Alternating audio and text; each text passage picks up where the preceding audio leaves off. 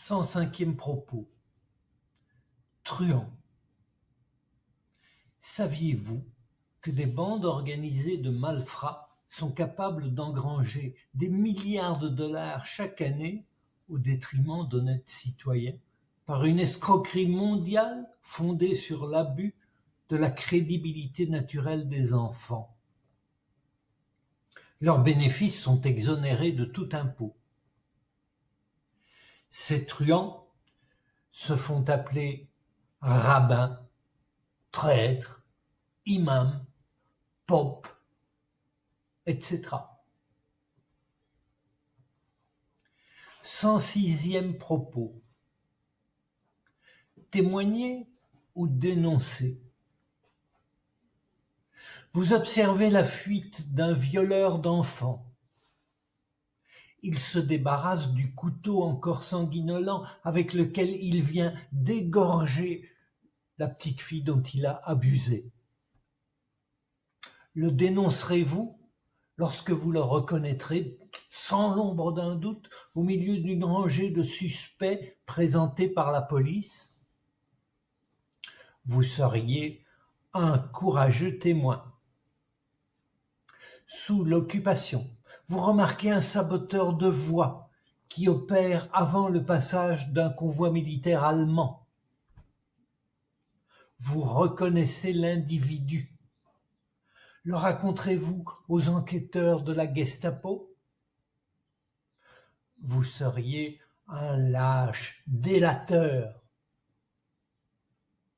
Les mots témoignage et délation désignent les mêmes actions.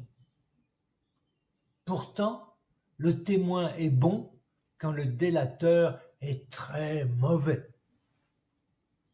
Quelle est la différence? Le témoin dénonce une personne qui a transgressé une loi que vous approuvez. Le délateur dénonce une personne transgressant une loi que vous n'approuvez pas. Le premier est honorable puisqu'il aide à protéger un ordre souhaité. Le deuxième, soutenant un ordre détesté, est haïssable. Selon que vous serez partisan ou adversaire d'un ensemble de règles répressives, la même personne sera désignée comme courageux témoin ou comme répugnant sycophante. Les mots sont toujours les vitrines de nos évaluations.